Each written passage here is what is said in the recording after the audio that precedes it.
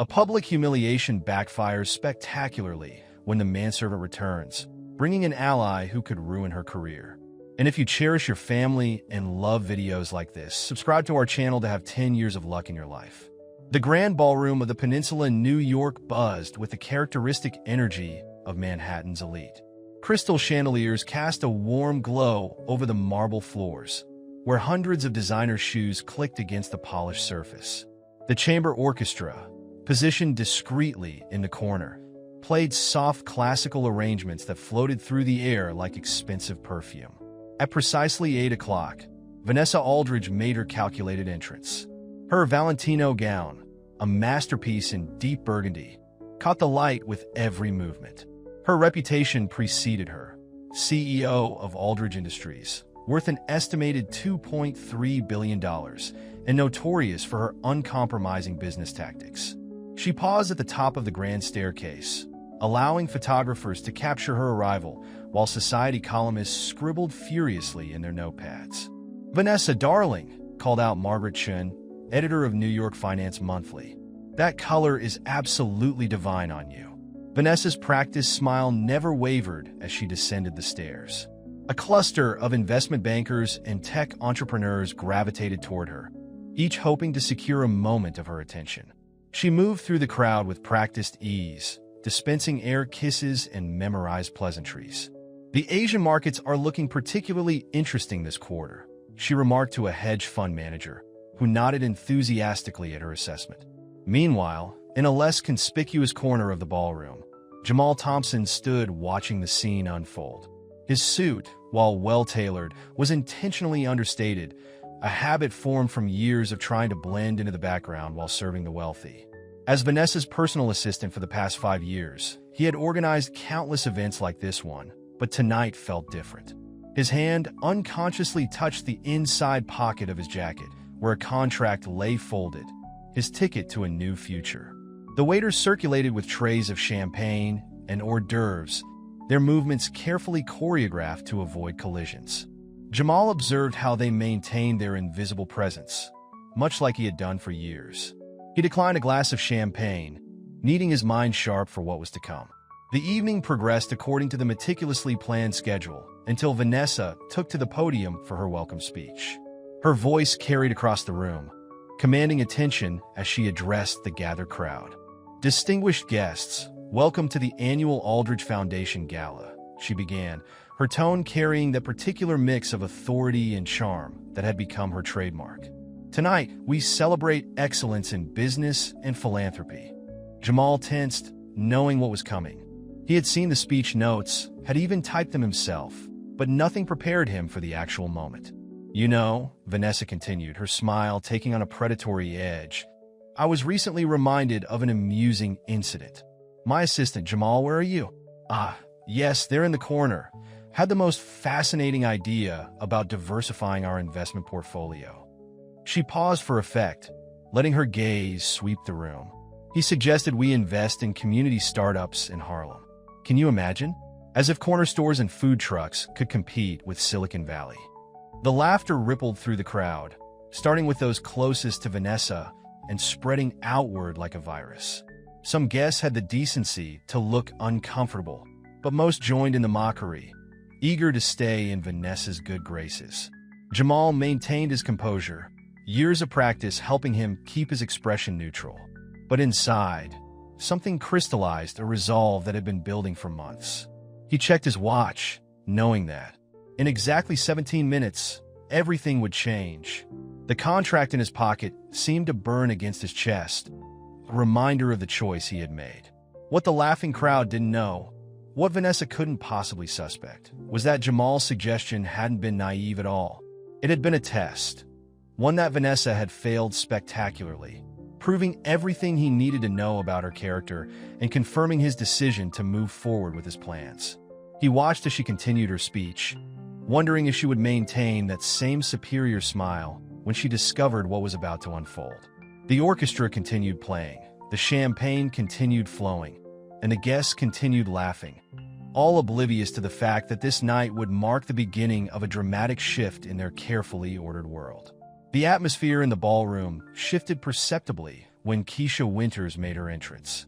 Unlike Vanessa's calculated descent down the grand staircase, Keisha strode through the main doors with purposeful confidence.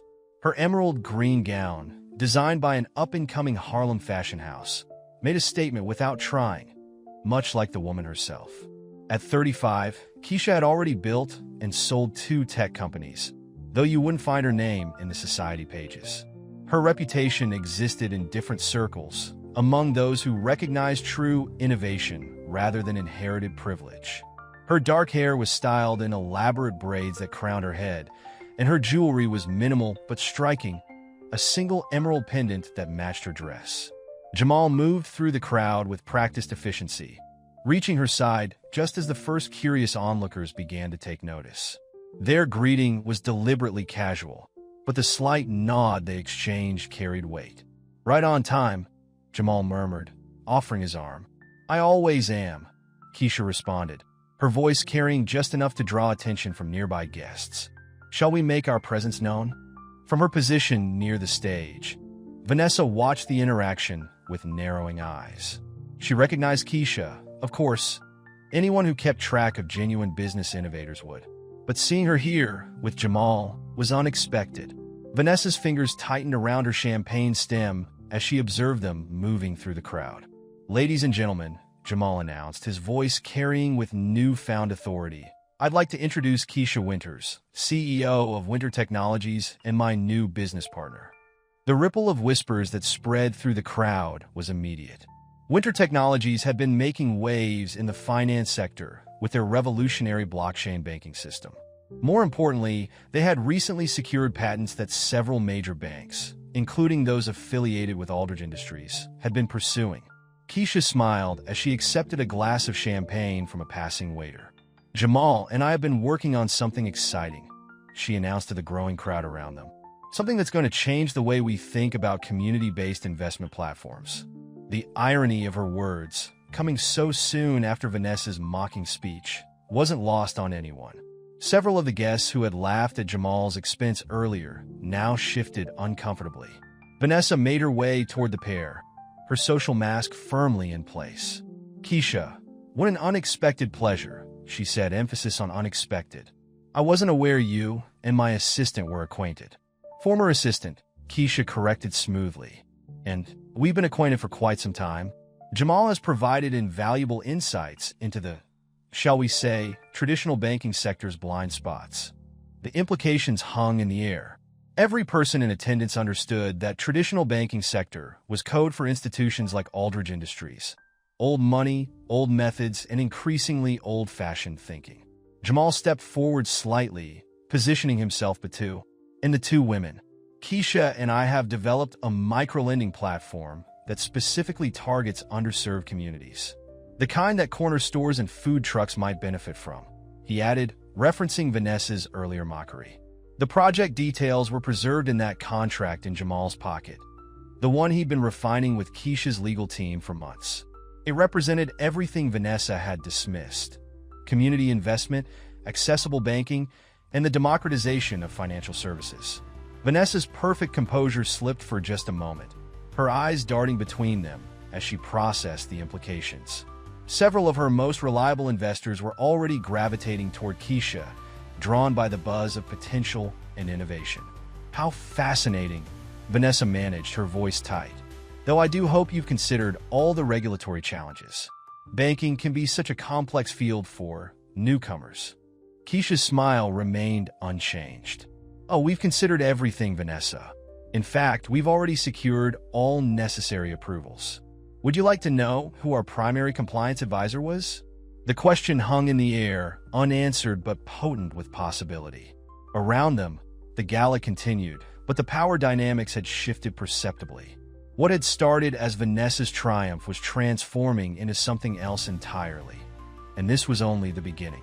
The strategic positioning between Vanessa, Keisha, and Jamal was interrupted by a new arrival who caused Vanessa's already rigid posture to stiffen further.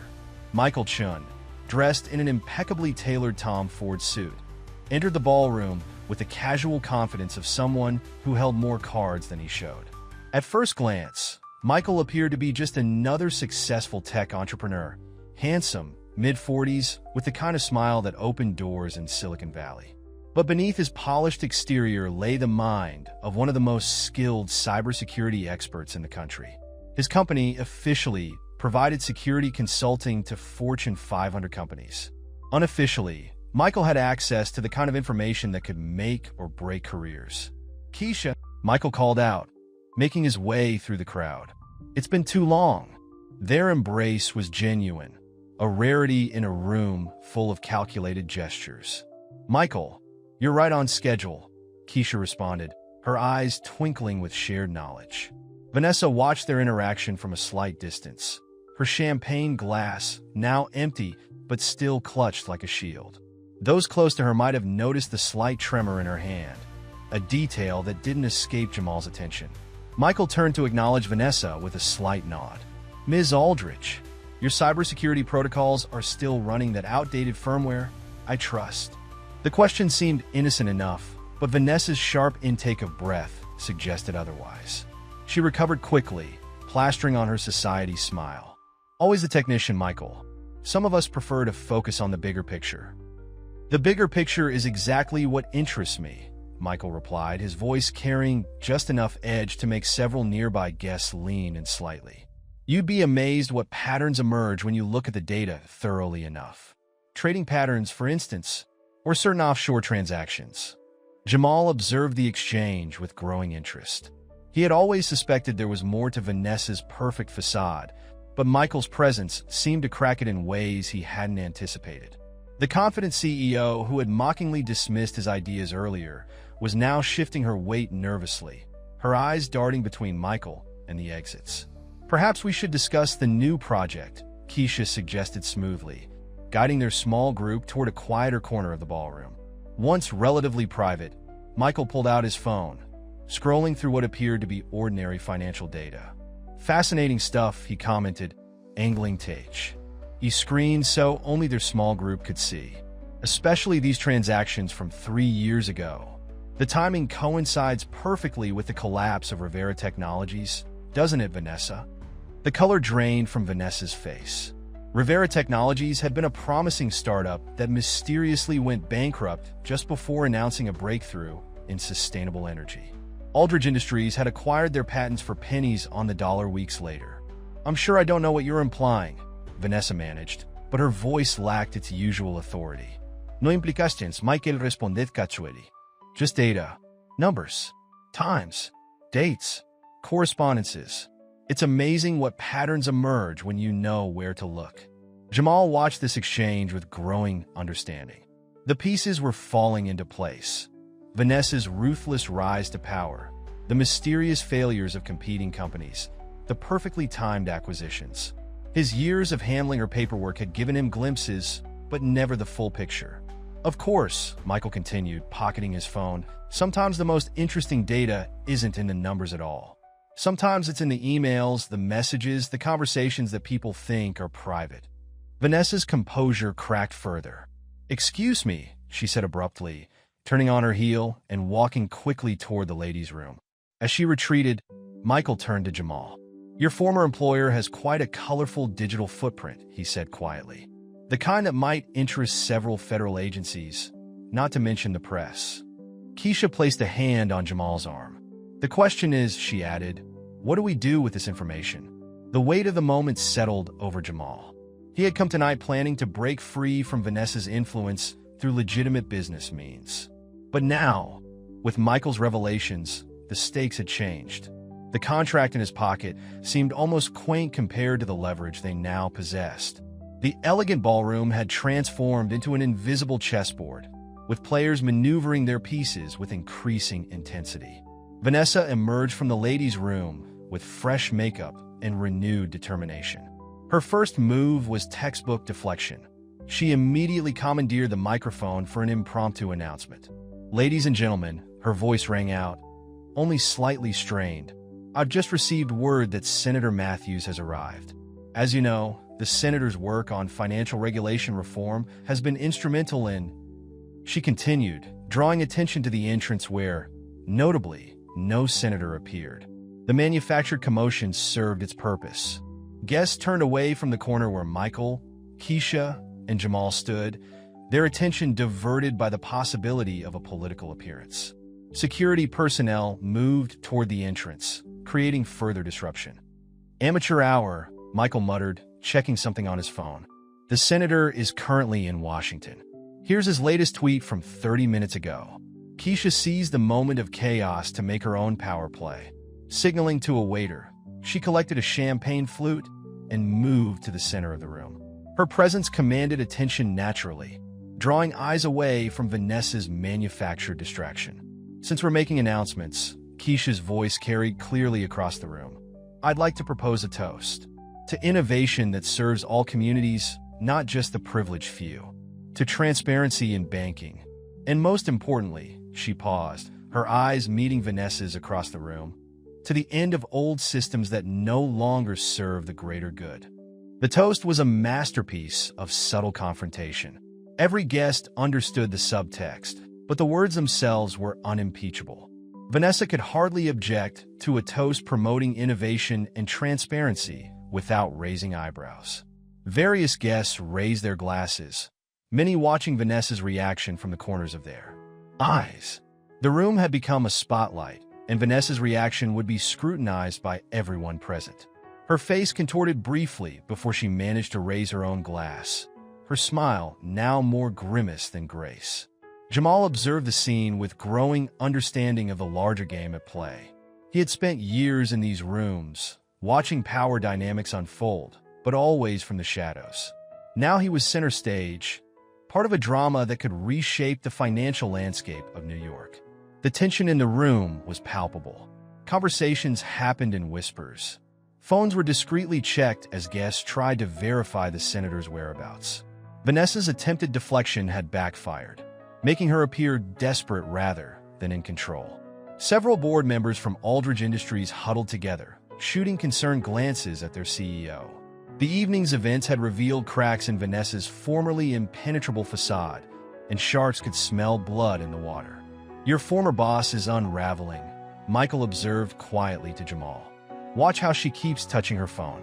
She's trying to damage control, but her usual contacts aren't responding fast enough." Indeed, Vanessa had retreated to a corner, furiously typing on her phone. Her normal circle of sycophants had thinned considerably, with many gravitating toward Keisha's orbit instead. The power shift was happening in real time, visible to anyone paying attention. Jamal felt a complex mix of emotions watching Vanessa's increasing isolation. Despite everything, they had a history. He had seen her at her most vulnerable moments, rare as they were. But he also remembered every dismissal, every casual cruelty, every time she had reminded him of his place. "Your loyalty to her is admirable," Keisha said, reading his expression. "But remember why we're here. This isn't just about revenge. It's about creating real change in communities that need it."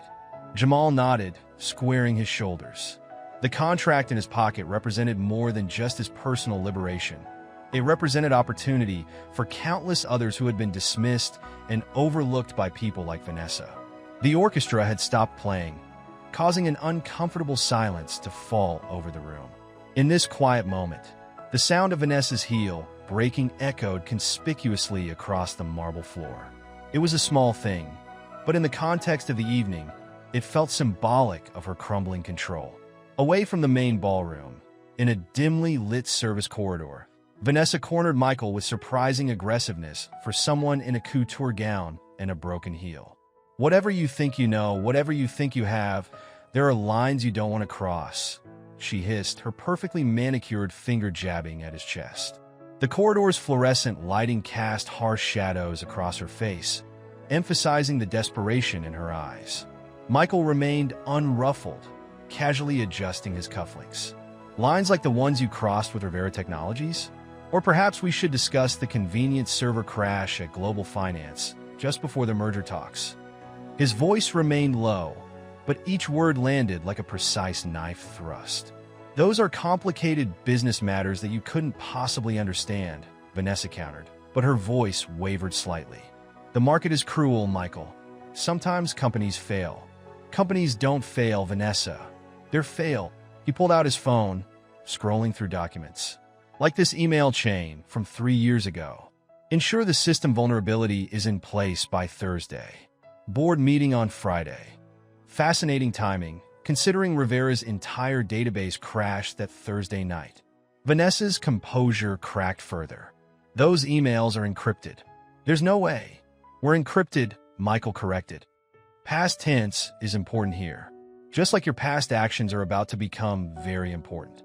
The sound of approaching footsteps caused Vanessa to step back, quickly, smoothing her hair. A server passed by, averting his eyes from the scene. Another invisible witness to the power plays of the wealthy. "What do you want?" Vanessa finally asked, her voice barely above a whisper. "Me? Nothing. I'm just a messenger." The truth has a way of surfacing, Vanessa. Technology makes sure of that. Every deleted email, every buried transaction, every NDO you force people to sign, they leave traces. In the distance, the orchestra had started playing again, the muffled music a stark contrast to the tense conversation in the service corridor. Vanessa's phone buzzed continuously in her clutch, likely her crisis management team trying to reach her. The truth. Vanessa laughed bitterly. The truth is I built something real. While people like you hide behind screens and people like Keisha play at being revolutionaries, I created thousands of jobs. I moved markets and destroyed lives in the process, Michael countered. Did you ever think about the Rivera employees who lost everything? Or the pension funds that collapsed after global finances, technical difficulties? From his position near the corridor's entrance, Jamal listened silently. He had followed them discreetly, drawn by years of instinct to keep watch over Vanessa. Even now, each revelation hit him like a physical blow, confirming suspicions he'd harbored but never wanted to believe. "The world isn't kind to people like us, Michael," Vanessa said, her voice taking on an almost pleading tone. "You know that. We have to fight for every inch." "Us?" Michael's laugh was cold. "There is no us, Vanessa. There never was. You made sure of that when you buried my sister's company 5 years ago. Remember Sarah Chin's startup? The one that threatened your fintech division?" The color drained from Vanessa's face as recognition dawned. "Sarah Chun, you're her brother?" "Was her brother. She died last year. Stress, depression, alcohol. The usual story of someone who watched their life's work destroyed by corporate sabotage." The revelation hung in the air like poison gas. Jamal watched as Vanessa's shoulders slumped, the weight of her past actions finally catching up to her. "The truth always comes out," Michael said quietly, turning to leave.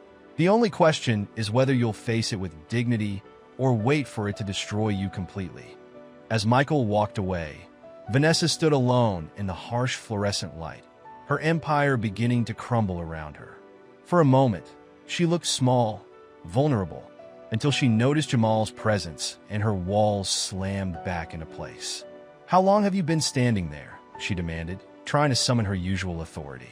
"Long enough," Jamal replied simply, before turning to return to the gala, leaving Vanessa alone with her thoughts and her buzzing phone.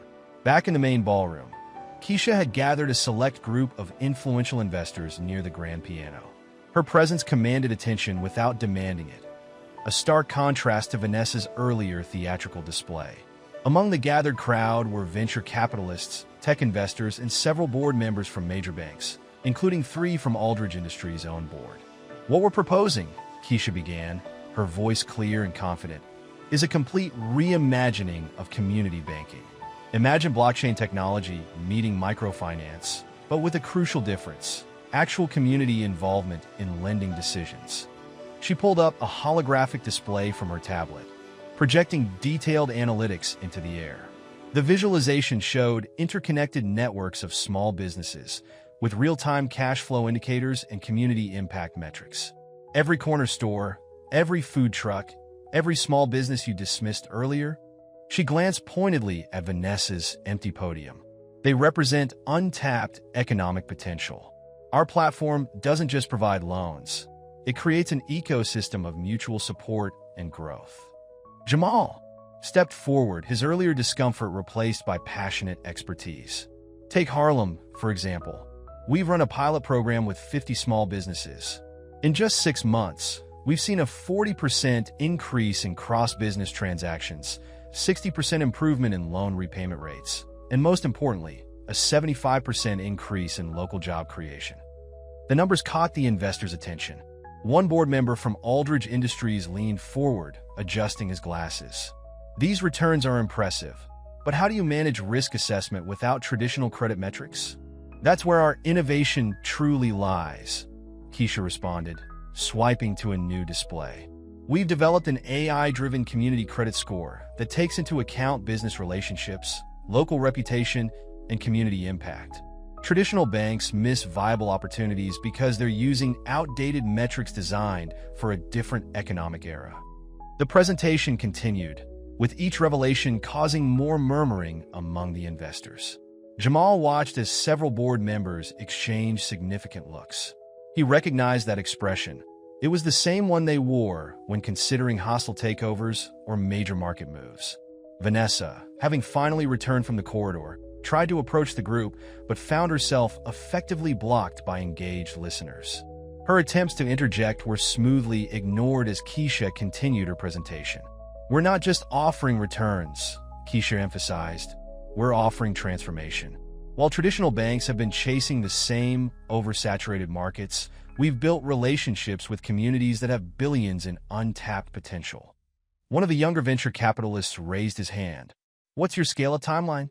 We're ready to launch in 5 major cities immediately, Jamal answered, pulling the contract from his pocket. The infrastructure is built, the partnerships are in place, and most importantly, the communities are ready.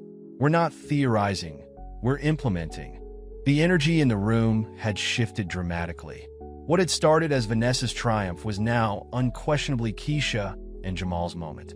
Investors who had laughed at Jamal's naive community investment ideas earlier were now clamoring to schedule private meetings. Vanessa made one last attempt to regain control. Ladies and gentlemen, while this is all very exciting, perhaps we should discuss the regulatory implications. Already handled, Keisha interrupted smoothly. We have full compliance approval from the Federal Reserve and the SEC. In fact, she paused for effect. We've been working with them to create new frameworks for community banking regulation. They're announcing it next week.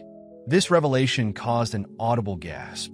Getting federal regulators to create new frameworks was almost impossible, unless you had something revolutionary enough to demand it. The final blow came when Harrison Walsh, the head of Aldridge Industries board, handed his card directly to Keisha. I'd like to discuss this further, perhaps over breakfast tomorrow. Vanessa watched helplessly as her most loyal board member effectively defected in front of everyone. The power shift wasn't just symbolic anymore, it was institutional. In a quiet alcove off the main ballroom, Jamal found himself staring at his reflection in an ornate mirror. 5 years of his life spent in Vanessa's shadow seemed to play across his mind like a movie.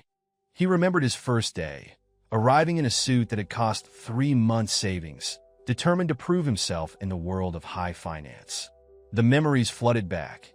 Endless late nights preparing presentations that Vanessa would claim as her own, countless subtle humiliations at social events, the way she would introduce him as my assistant rather than by name, even to people he'd met dozens of times. Yet he had endured it all, methodically building his knowledge, making connections, and most importantly, learning how power really worked in these gilded halls. His phone buzzed, another message from his mother. Baby, I saw the news about Winter Technologies. Is that really your name on the patent applications? His mother, who had worked 3 jobs to put him through business school, who had believed in him when no one else did. He smiled, remembering how Vanessa had once suggested he speak more professionally to hide his Bronx accent. Meanwhile, in her private office adjacent to the ballroom, Vanessa sat alone, her broken heel discarded on her desk. The room was a shrine to her success. Awards, magazine covers, photographs with politicians and celebrities. But tonight, each achievement seemed to mock her. She picked up a framed photo from 10 years ago, her first major acquisition. In the background, barely visible, was Sarah Chun, smiling and unaware that within months her company would be systematically destroyed. Vanessa had justified it then as business necessity. Now, with Michael's words echoing in her head, it felt like something else entirely. Her computer screen displayed a cascade of urgent emails.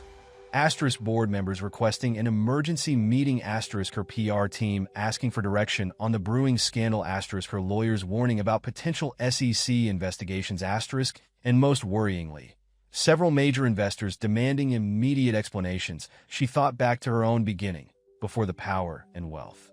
The daughter of a factory worker who had clawed her way into the Ivy League through sheer determination. Somewhere along the way, survival had turned into dominance, and dominance into destruction. Back in the ballroom, Jamal caught snippets of conversations.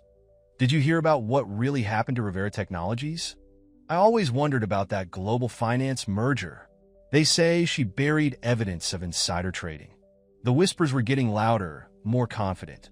The fear that had protected Vanessa for so long was evaporating in the face of her apparent vulnerability. He watched as former sycophants who had laughed at her jokes earlier now huddled in corners, frantically calling their brokers. Several board members were openly meeting with Keisha, not even pretending to maintain loyalty to their CEO. A young server approached Jamal with a message. Vanessa wanted to see him in her office. He felt the weight of the moment, knowing this conversation would be different from any they'd had before. The power dynamic had shifted irreversibly. Before heading to her office, he checked his own emails. Among them was one from a former Rivera Technologies employee, now working in his community development program. Thank you for giving me a second chance. My kids can finally see a future again. That email, more than anything else that had happened tonight, strengthened his resolve. This wasn't just about personal revenge or success. It was about breaking a cycle of destruction and building something better in its place. As he walked toward Vanessa's office, he passed Michael, who was showing something on his phone to two very interested SEC representatives who had apparently been invited to the gala. The net was closing, and everyone could sense it. The ballroom's atmosphere shifted dramatically when the giant projection screens, originally meant for displaying artistic installations, suddenly flickered to life. Michael stood near the AV controls, his face impassive as he initiated what would become the evening's most devastating moment. The video that began playing was crisp and clear, security footage from 3 years ago. It showed Vanessa in her office, meeting with James Rivera, the founder of Rivera Technologies. The timestamp matched exactly 3 days before his company's mysterious collapse. If you sign now, I'll make sure your personal accounts remain untouched. Vanessa's voice rang out across the stunned ballroom. If you don't, well, accidents happen in the digital age, don't they? The gathered crowd ched in horrified fascination as the scene unfolded. James Rivera, a man who had once been celebrated as a pioneer in sustainable energy, sat broken and defeated while Vanessa methodically dismantled his life's work. Turn it off. Vanessa's voice cut through the silence. But her command held none of its usual authority. She rushed toward the AV controls, but the damage was done. The video continued, showing multiple meetings, phone calls, and emails, all meticulously documented and damning in their content. The ballroom had fallen completely silent, the orchestra having stopped mid-song. The only sounds were the audio from the video and the occasional gasp from the audience as new revelations emerged. Here's the interesting part, Michael announced, his voice carefully controlled. Notice the date stamps on these transactions. Each one corresponds to a major technical failure at competing companies. Not just Rivera Technologies, there were others, many others. The screens displayed a timeline, connecting mysterious corporate collapses with large deposits to offshore accounts, all tied back to Aldridge Industries. The pattern was undeniable, the evidence overwhelming. This is slander. Vanessa attempted to regain control. These videos are clearly doctored. My lawyers will. Your lawyers have already seen this footage, Michael interrupted smoothly. In fact, they received copies about an hour ago. Interesting how none of them are answering your calls, isn't it? The room erupted in whispers. Several guests were already heading for the exits, not wanting to be associated with what was clearly becoming a scandal of massive proportions. Others had their phones out, recording everything. Harrison Walsh, the board chairman, approached Vanessa with a grim expression. "We'll need your resignation, effective immediately," he said, loudly enough for nearby guests to hear. "The board is calling an emergency meeting at midnight." Keisha moved through the crowd with practiced ease, offering reassuring words to panicked investors. "This is exactly why we need transparency in finance," she said to a group of concerned board members. "Our platform has built-in safeguards against exactly this kind of manipulation." Jamal watched as the empire Vanessa had built through intimidation and betrayal crumbled in real time. The woman who had mockingly dismissed his ideas about community investment now stood alone, her carefully constructed world dissolving around her. A young reporter who had somehow slipped into the gala was furiously taking notes. "Mr. Thompson," she called out to Jamal, "did you know about these activities during your time as Ms. Aldridge's assistant?" Before he could respond, Vanessa made one last desperate attempt to seize control. "He knew everything," she shouted, pointing at Jamal. "He was complicit. He processed the paperwork, arranged the meetings, all while gathering evidence." Michael cut in smoothly, pulling up another set of documents. "Evidence he's been providing to federal investigators for the past year. Why do you think the SEC approved the new banking platform so quickly?" The revelation hit Vanessa like a physical blow. She staggered slightly, reaching for support that wasn't there. The realization that Jamal hadn't just escaped her influence, but had actively worked to expose her seemed to break something fundamental in her carefully maintained facade. The gala had transformed from a celebration of wealth and influence into something resembling a courtroom, with the assembled guests serving as both jury and witnesses. Jamal finally stepped forward, facing Vanessa directly for the first time that evening. "5 years," he began, his voice carrying across the now silent ballroom. "5 years of watching you destroy people's dreams while claiming to be a pioneer of industry. 5 years of listening to you mock community businesses while you orchestrated the collapse of legitimate enterprises." Vanessa's usual poise had completely abandoned her. Her designer gown seemed to hang differently now, as if the weight of her exposed actions had manifested physically. "You don't understand," she pleaded, but her voice lacked conviction. "Everything I did was necessary." The market," Jamal interrupted, his tone sharp. "Or your market? Because from where I stand, you didn't play the market, you manipulated it. You didn't compete, you destroyed." The crowd had formed a loose circle around them, smartphones recording every moment. Among them were faces Vanessa recognized. Former employees she'd silenced with NDAs, competitors she'd undermined, journalists she'd threatened with lawsuits. "Do you remember Thomas Washington's startup?" Jamal continued. "The community loan program that you said would never work in the real world? Before you orchestrated its failure, they had a 97% repayment rate. Real people, real businesses, real success. Until you decided it threatened your banking division." Keisha moved to stand beside Jamal, her presence adding weight to his words. "We rebuilt that model," she announced. "In fact, Thomas Washington is now our Chief Community Relations Officer. Those ideas you mocked? They're revolutionizing finance in communities you wouldn't even deign to visit." Vanessa's desperate gaze darted around the room, seeking any ally, any supporter, but finding none. Board members who had once hung on her every word now stood with their backs turned, urgently conferring with their legal teams. "I gave you opportunities," Vanessa tried one last time, addressing Jamal. "I lifted you up from what?" Jamal's voice was cold. "From my community? The same community that's now proving every one of your prejudices wrong? You didn't lift me up, Vanessa. You tried to make me complicit in your destruction." The pressure in the room was unbearable. Vanessa's carefully constructed world was not just crumbling. It was being methodically dismantled in front of an audience of New York's elite. Every dismissive comment, every cruel joke, every calculated destruction had come back to witness her downfall. "The SEC will be making an official announcement tomorrow morning," Michael added, his tone almost casual. "They're particularly interested in the Rivera Technologies case, and the global finance merger, and about a dozen other coincidences that seem to follow you around." Vanessa's phone buzzed again. Probably more lawyers abandoning ship, more crisis managers declining to take her case.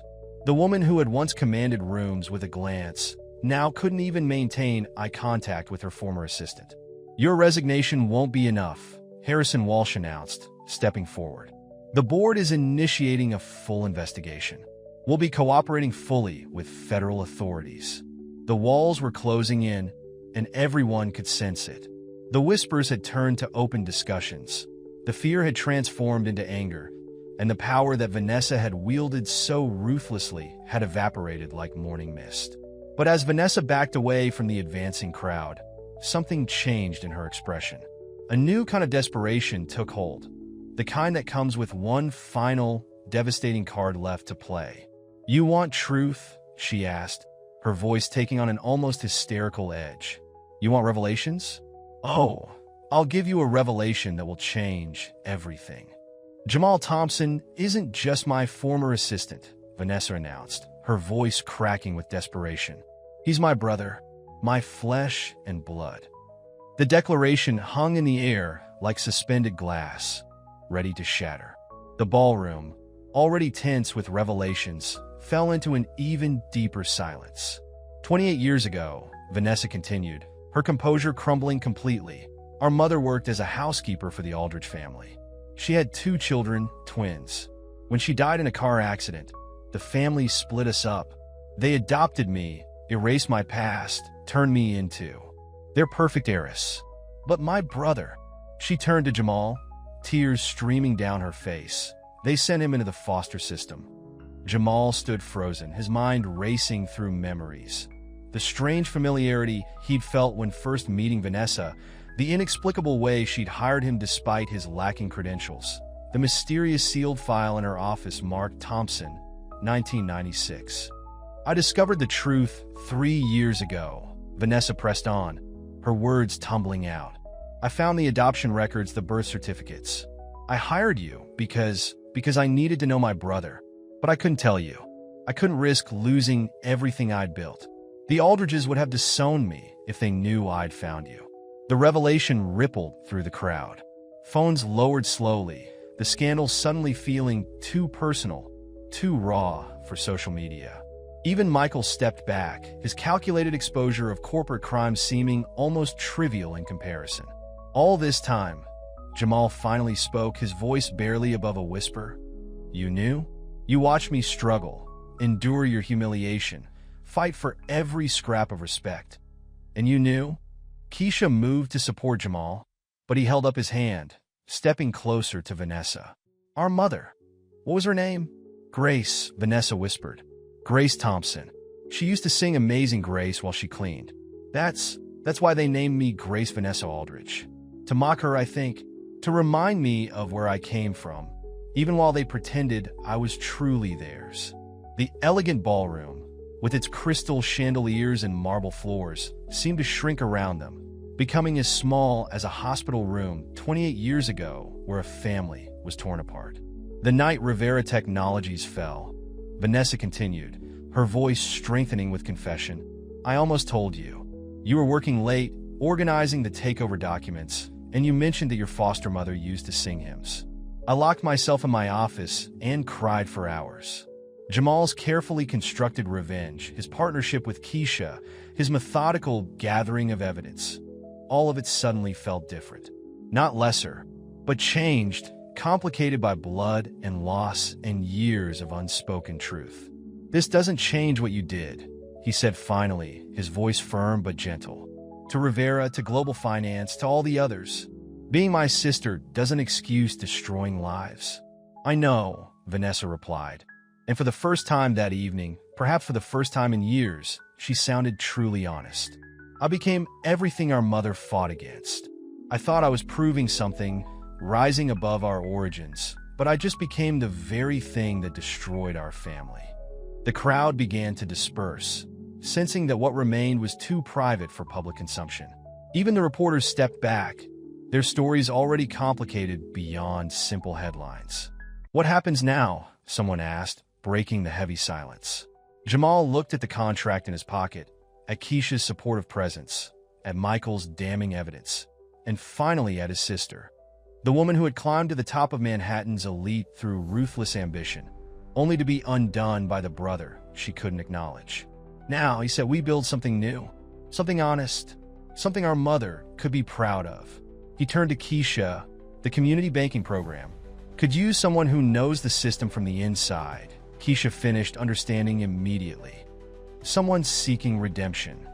As the night drew to a close, the elegant gala that had begun with mockery and hidden agendas ended with a different kind of revelation, not just of corporate crimes or family secrets, but of the possibility of transformation, of building something better from the ashes of the past. The truth, in all its complexity, had finally emerged, changing everyone it touched. Most of all, the sister and brother who had found each other too late, or perhaps in time to beg. And again,